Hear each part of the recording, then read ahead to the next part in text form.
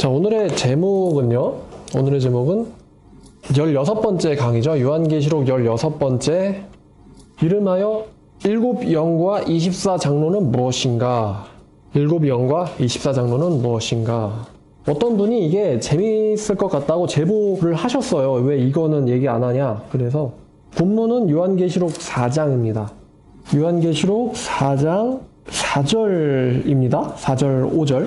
또 보좌와 둘러 24보좌들이 있고 보좌에 둘러 24보좌들이 있고 그 보좌들 위에 24장로들이 흰옷을 입고 머리에 금관을 쓰고 앉았더라.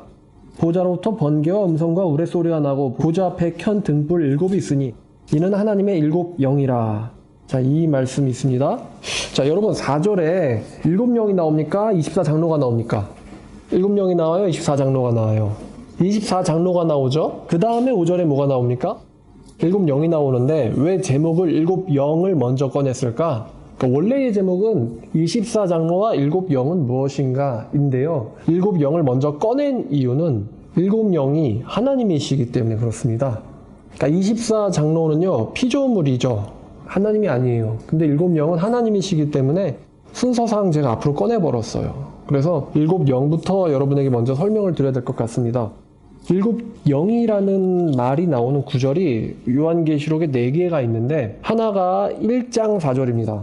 1장 4절을 보니까 요한은 아시아에 있는 7교회에게 편지하노니 이제도 계시고 전에도 계셨고 장차 오실 이와 그의 보좌 앞에 있는 7영과, 자, 7영 나오죠? 여기서. 그 다음에 3장 1절에 4대 교회의 사자에게 편지하라. 하나님의 7영과 7별을 가지신 이가 이르시되. 여기서 또 7영 나옵니다. 하나님의 7영을 가지신 이가 이르시되. 자, 요한계시록 2장 3장에서 이르시는 분이 누구시죠? 말씀하시는 분. 예수님. 하나님의 7영을 가진 예수께서 이르시되. 그 다음에 4장 5절은 방금 전에 읽었던 구절이고요. 5장 6절에 내가 또 보니 보좌와 내 생물과 장로들 사이에 한 어린 양이 서 있는데 일찍이 죽임을 당한 것 같더라. 그에게 7뿔과 7눈이 있으니 이 눈들은 온 땅에 보내심을 받은 하나님의 7영이더라. 자, 5장 6절에도 7영이 나옵니다.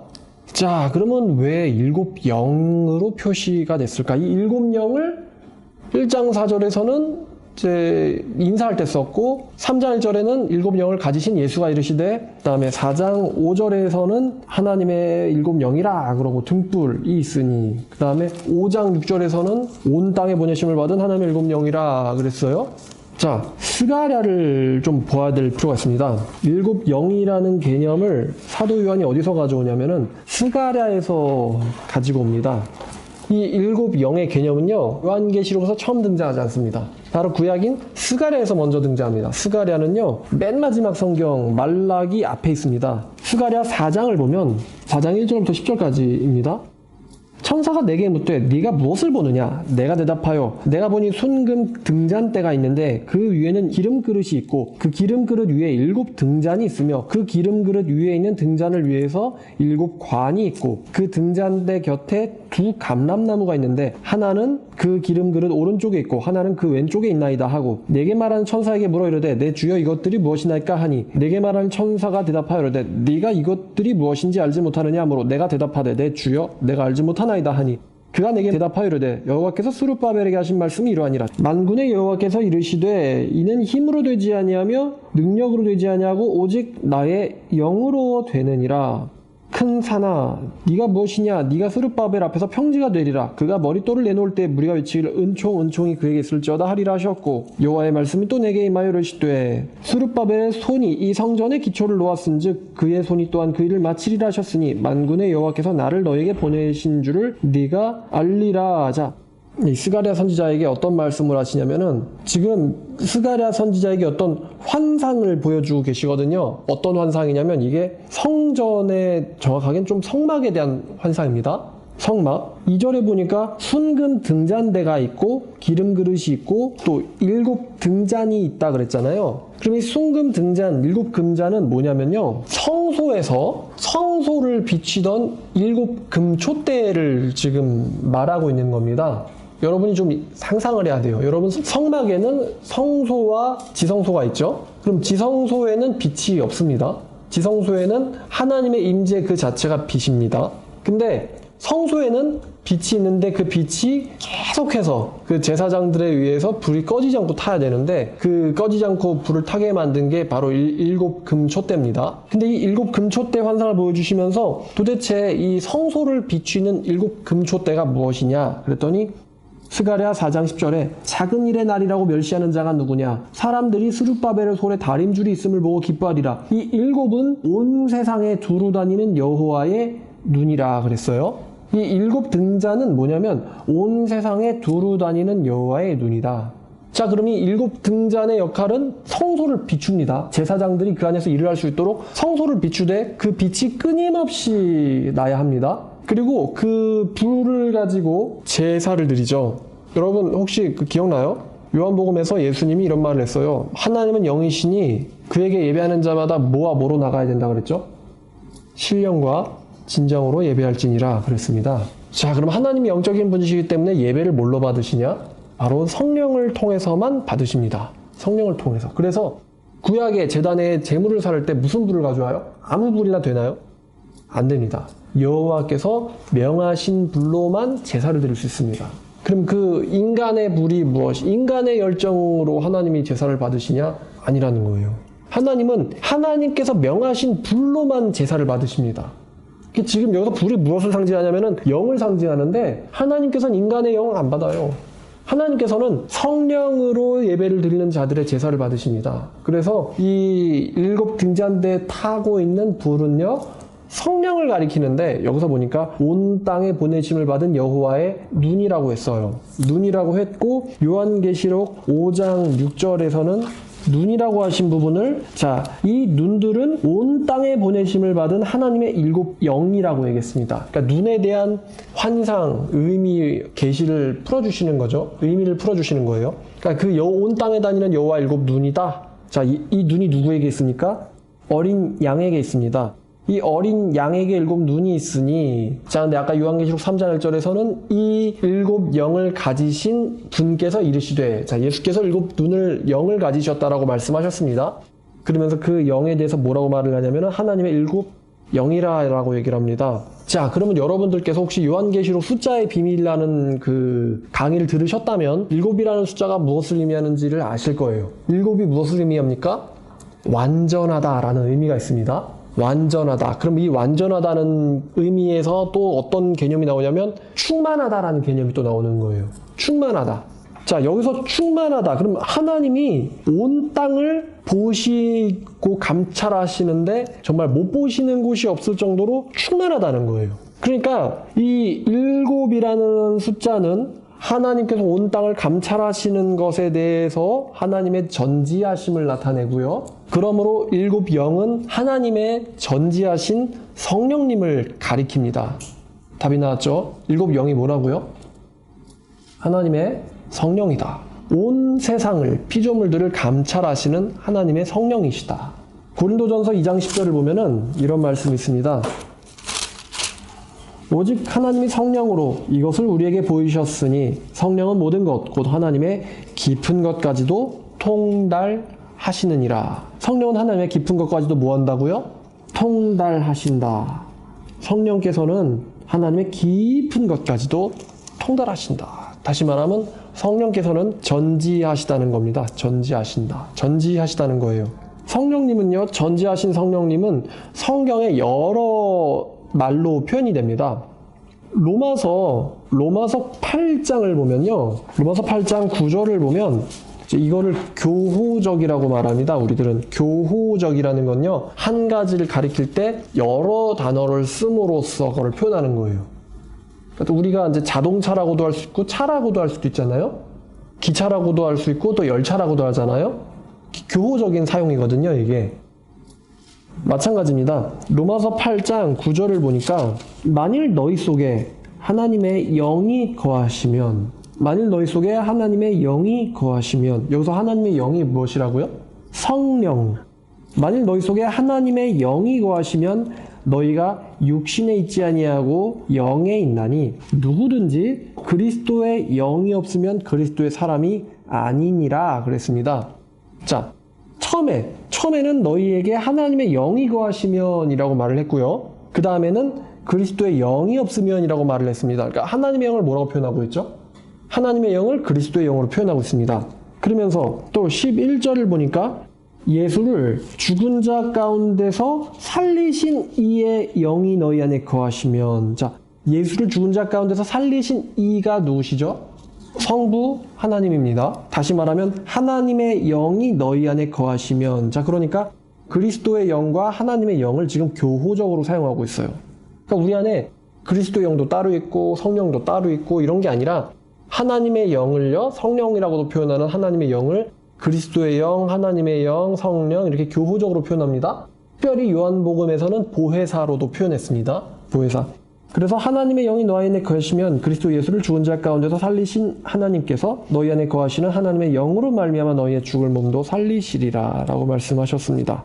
자, 그래서 이 하나님의 영, 아들의 영, 성령 다 같은 말로 써요. 하나님의 삼위일체 중에서 세 번째 위로 계시는 하나님을 가리킵니다. 성령 하나님을 가리킵니다. 자, 그래서 삼위일체의 하나님, 성령 하나님이라는 건데 요한계시록 1장 4절 처음에 나왔던 부분이죠. 요한계시록 1장 4절을 보면요. 자, 사도 요한이요 하나님에게 찬양을 드림으로써 이제 요한계시록을 시작을 하거든요. 하나님에게 찬양을 드리는데, 자, 어떤 순서로 얘기를 하냐면요. 요한은 아시아에 있는 7교회에게 편지하노니 이제도 계시고 전에도 계셨고, 이분이 누구죠? 이제도 계시고 전에도 계시는 분. 이제도 계시고 전에도 계셨고 장차 오실 이와, 자, 좀 헷갈리지만 이분은 하나님 아버지를 말합니다. 자, 이제도 계시고 전에도 계셨고 장차 오실 이 하나님 아버지. 자, 성부 하나님과 그의 보좌 앞에 있는 7영과, 자, 7영이 누구라고 그랬죠? 7영이 온 땅에 보내심을 받은 하나님의 성령, 그의 보좌 앞에 있는 성령과, 자, 아시아에 있는 7교회에게 편지하노니 하나님과 그의 보좌 앞에 있는 여기서 그가 누구죠? 성부 하나님, 아버지 하나님의 보좌의 앞에 있는 7영과 또 충성된 증인으로 죽은 자들 가운데서 먼저 나시고 부활하시고 땅의 임금들의 머리가 되신 예수 그리스도로 말미암아, 여기서 성자 하나님이 나오죠. 자, 그래서 지금 사도 요한이 어떻게 문안 인사를 하며 어떻게 영광을 들리냐? 간략하게 줄이면 이거예요. 요한은 아시아에 있는 7교회에 편지하나니 하나님 아버지와 성령과 예수로 말미암아 은혜와 평강이 너에게 있기를 원하노라. 자, 어떻게 문안을 합니까? 삼위 하나님의 이름으로 너희에게 은혜와 평강이 있기를 원하노라. 그죠? 여기서도 하나님과 예수 그리스도와 또 무엇으로 말미암아 너희에게 은혜와 평강이 있기를 원하노라. 그러면 당연히 여기 들어야 될 것은 성령 하나님이십니다. 성령 하나님으로 말미암아 은혜와 평강이 너희에게 있기를 원하노라. 지금 하나님만 지금 거론되고 있죠.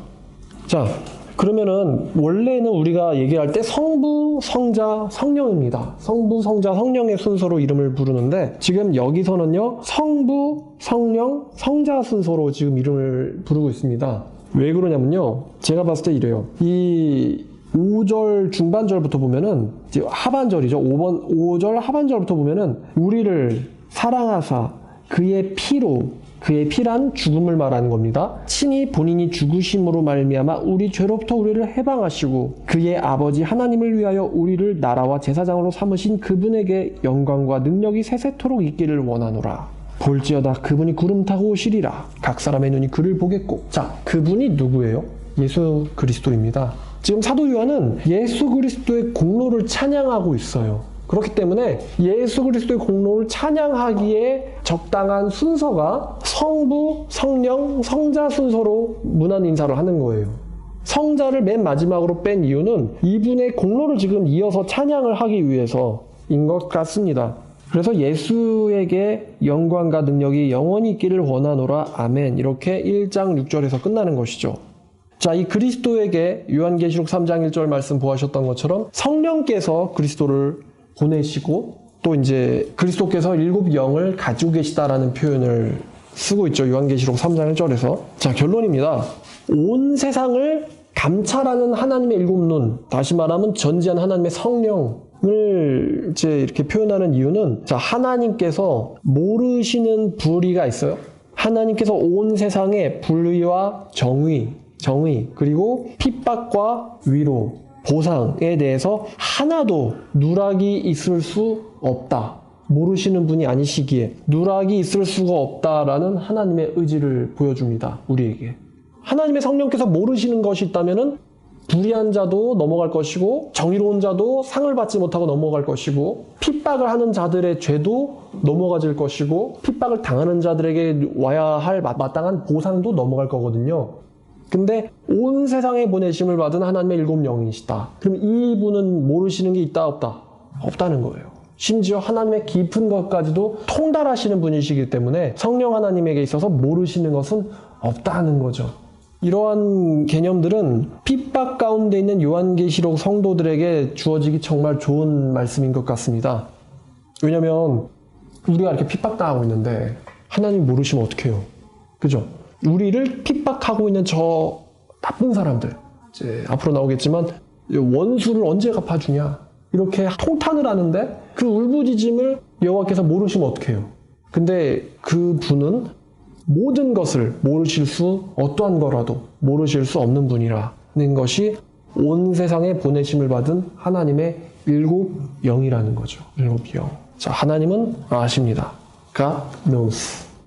자, 그 다음입니다. 그러면 이제 7 영에 대한 이야기가 나왔죠? 지금 다시 요한계시록 4장으로 가서요. 제가 지난 시간에 유리바다 이야기를 했어요. 또 내생물 이야기도 했고요. 지금 이 요한계시록 4장은요, 뭐냐면은 천상의 예배당을 지금 묘사하고 있어요. 천상의 예배당. 천상에 하나님이 계시기 때문에 우리가 십자가를 놓고 예배할 필요가 없죠. 왜냐하면 보좌가 있기 때문에. 그럼 보좌가 한가운데 있고, 보좌가 한가운데 있고, 지금 보좌에 둘러서 24 보좌들이 있고, 그 보좌들 위에 누가 있습니까? 24 장로들이 있고, 장로들이 흰 옷을 입고 금관을 쓰고 앉았고, 또 5절에 보니까 보좌의 앞에 7 등불이 켜져 있는데, 지금 여러분이 머릿속에 상상을 해보세요. 가운데 하나님의 보좌가 있고, 하나님의 보좌 앞에 7 등불이 있고, 그 등불을 앞에 유리바다가 있습니다. 유리바다가 있고 또 보좌 가운데와 보좌 주위에 4 생물이 있는데 앞뒤에 눈들이 가득하더라 라는 이야기를 했었죠. 그래서 이제 그때 뭐라고 그랬냐면 이 4 생물이 온 피조물을 대표하는 하나님의 천상계에 있는 피조물을 대표하는 천상에 있는 존재라고, 다시 말하면 천사라고 말씀을 드렸었습니다. 그럼 여기에 또 누가 있냐면은 천천만만 천사들이 또 있습니다. 5장 11절에 보니까 보좌와 생물들과 장로들을 둘러선 많은 천사들의 음성이 있으니 그 수가 만만이요 천천이라. 그러니까 셀 수 없다는 거죠. 셀 수 없는 천사들, 그리고 그 천사들을 앞에 24 장로들이 있고 그 24 장로 앞에 4 생물이 있고 그 4 생물 앞에 하나님의 7 등불과 보좌가 있는 겁니다. 여러분 지금 이 천상의 예배당을 지금 생각을 하셔야 돼요. 자, 그럼 이제 24 장로가 뭘까? 이 24 장로의 특징이 있는데 이 24 장로가요. 4장 4절을 봤더니 무슨 색의 옷을 입고 있습니까? 흰 옷을 입고 있습니다. 그리고 머리엔 뭐가 씌워져 있죠? 금관이 씌워져 있습니다. 이 특징을 좀 봐야 돼요. 자, 24 장로들이 무슨 일을 하냐면요. 4장 10절을 보니까 24 장로들이 보좌에 앉으신 이 앞에 엎드려 세세토록 살아계시는 이에게 경배하고 자기의 관을 보좌 앞에 드리며 이르되 우리의 주 하나님이여 영광과 존귀와 권능을 받으시는 것이 합당하오니 주께서 만물을 지으신지라 만물이 주의 뜻대로 있었고 또 지으심을 받았나이다 하더라. 자, 지금 24 장로가 보좌에 앉으신 분에게 무엇을 하고 있죠? 찬양과 10절에 경배를 하고 있습니다. 찬양과 경배를 하고 있습니다. 또 5장 8절을 보니까요. 5장 8절을 보니까 자, 어린 양께서 두루마리를 취하심에 4 생물과 24 장로들이 어린 양 앞에 엎드려서 각각 검은고와 향이 가득한 금 대접을 가졌으니 이 향은 성도들의 기도라. 자, 성도들의 기도라. 성도들의 기도를 가졌습니다. 24 장로가. 그러면서 그들이 새 노래를 불러 이르되 두루마리를 가지시고 그 인봉을 떼기 합당하시도다. 일찍이 죽임을 당하사 각 족속과 방언과 백성과 나라 가운데서 사람들을 피로 사서 하나님께 드리시고 그들로 우리 하나님 앞에서 나라와 제사장들을 삼으셨으니 그들이 땅에서 왕노릇하리로다 라고 또 하나님을 찬양하고 있습니다. 자, 이들의 이 포지션, 위치를 좀 봐야 되는데요. 이들의 포지션은요, 11절 보니까 천사들이 나오잖아요. 5장 11절에. 천군만마의 천사들이 나옵니다. 천사들보다 보좌에 가까이 있고요. 24 장로들은. 24장로들은 천사들보다, 천군만마 천사들보다 보좌에 가까이 있고요. 보좌보다는 아래쪽에 있습니다. 그러니까 이 24장로들의 정체를 해석을 하기 위해서 이 포지션을 보는 거예요. 신성이 가득할수록, 그러니까 신성을 가지실수록요, 보좌의 중심에 있습니다. 반대로 신성이 없으면은 이제 바깥으로 밀려나 있는 거죠. 그러니까 신성을 가지시면 보좌의 중심에 있고요. 신성이 없으면은 보좌 바깥으로 밀려나 있어요. 이게 이제 포지션이에요. 자, 제가 여러분에게 몇 가지 해석을 제안하고자 합니다. 24장로가 무엇이냐? 천사들이라는 해석이 있습니다. 천사들이다, 24장로들은. 천사들로 해석되는 이유가 이 4장에 등장하는 천궁, 그러니까 천상의 예배당에 인간이 등장합니까? 안 합니까? 인간은 등장하지 않습니다. 왜냐하면 내생물도 뭐였죠? 천사였어요. 내생물도 천사였고 스랍이었죠. 또 천군만마 등장하고 어린 양 등장하고 일곱 영 등장하고 보좌 위에 앉으신 분이 등장합니다. 여기선 이 천궁의 예배당에선 인간은 등장해야 하네요? 안 합니다. 그렇기 때문에 갑자기 여기서 24장로가 인간이라고 해석하는 게 조금 이렇게 매칭이 안 된다라는 거죠. 자, 그런데 이제 두 번째 해석은 24장로들은 장로잖아요. 그러니까 인간 장로라는 해석입니다. 인간 장로. 그럼 왜 인간이냐? 일단은 장로들이 백성들을 대표합니다. 장로들이. 그러면 24라는 숫자는 왜 나온 건데? 이렇게 물어봤을 때 24장로라는 숫자는요, 12사도와 12지파를 더한 숫자라는 거죠. 유대인들의 대표인 12지파의 장로들, 그리고 이방인들의 대표인 12사도의 이제 사도들을, 이제 사도들도 장로예요. 이방인들의 대표입니다. 신자들의. 그들의 더한 총수가 24라는 거죠. 그리고 마지막 가장 유력한 해석인데요. 이 이야기는 제가 나중에 결론쯤에 가서 말을 해야겠네요. 스포를 해버리면 또 안 되잖아요. 자, 그러면 이제 이들의 특징을 보니까, 이들의 특징이, 이 24장로의 특징이 무슨 옷을 입습니까? 흰 옷을 입어요. 근데 이 흰 옷을 입는다라는 표현은요, 어디서 나오냐면요, 구약에서는 제사장들에게 해당하는 표현입니다. 제사장들 보면 레위기 6장을 보면요, 10절을 보니까, 자, 제사장은 세마포 긴 옷을 입고 세마포 속바지로 하체를 가리고 제단 위에서 불태운 번제에 재를 가져다가 제단 곁에 두고 라고 했습니다. 자, 제사장이 무슨 옷을 입는다고요? 세마포, 이게 하얀색이에요. 그래서 인간 제사장들이 뭘 입냐? 바로 하얀 세마포 옷을 입습니다. 자, 그리고 요한계시록으로 다시 돌아와서요, 이들이 머리에 뭘 썼죠? 이들이 머리에 금관을 썼습니다. 이들이 머리에 금관을 썼는데, 이 금관은요, 이들의 어떤 영적 지위를 나타냅니다. 그러니까 여러분, 종들이 금관을 쓰겠어요? 아니죠. 금관을 쓴 자가 통치를 당하는 사람들일까요? 통치를 하는 사람들일까요?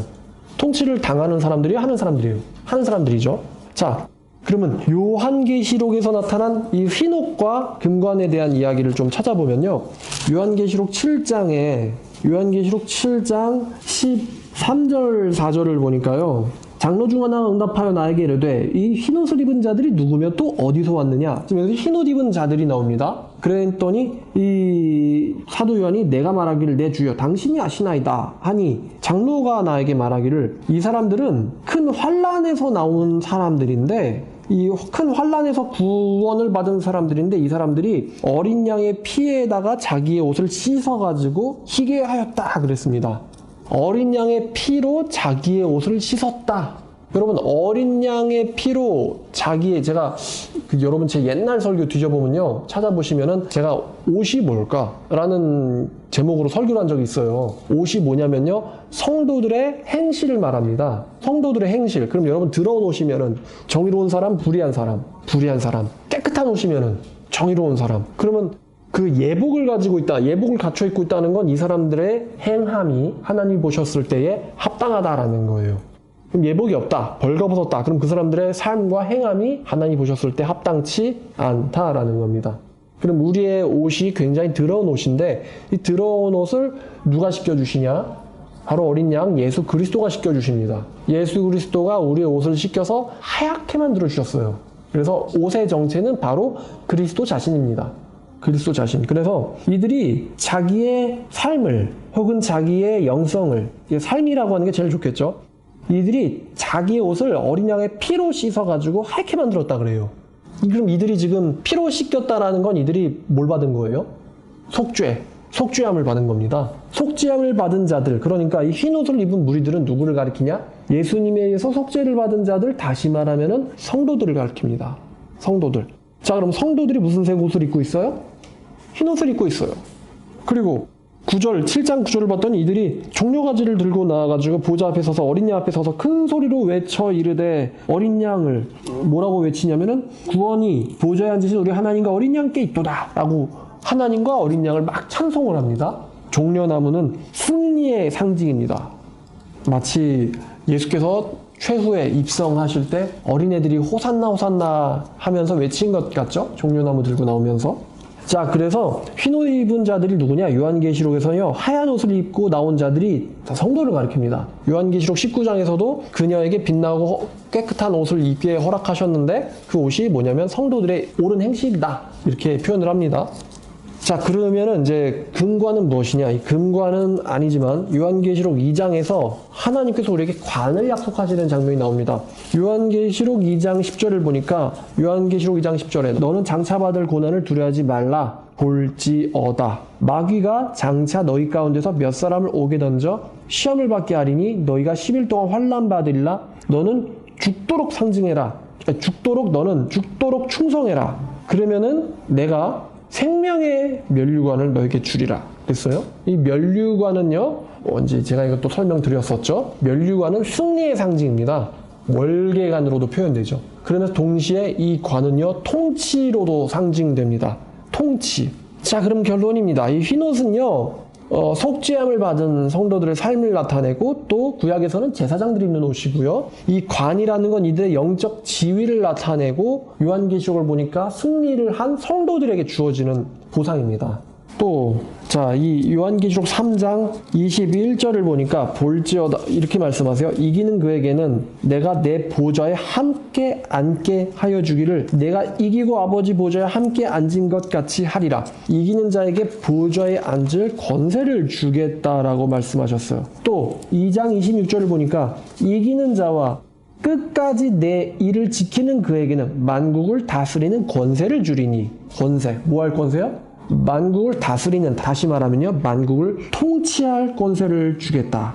통치할 권세를 주겠다. 그가 철장을 가지고 그들을 다스려 질그릇 깨뜨린 것 같이 하리니 나도 내 아버지께 받은 것이 그러하니라. 자, 여러분 아까 말씀드렸어요. 통치를 받는 사람이 관을 씁니까? 통치를 하는 사람이 관을 씁니까?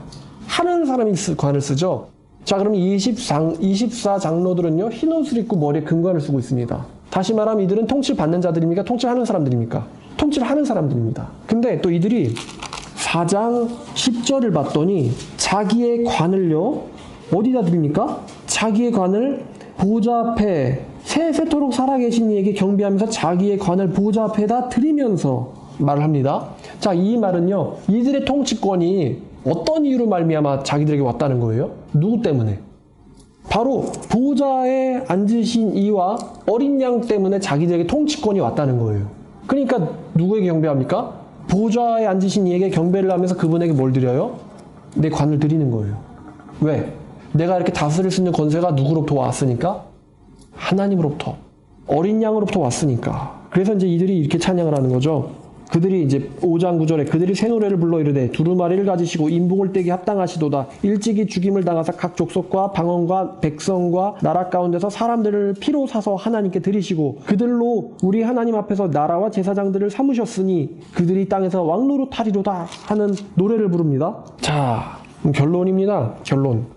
이 24장로들은요, 이스라엘의 12지파와 12사도들을 가리키는 천사들로서 신구약에 구원받은 모든 신자들을 상징합니다.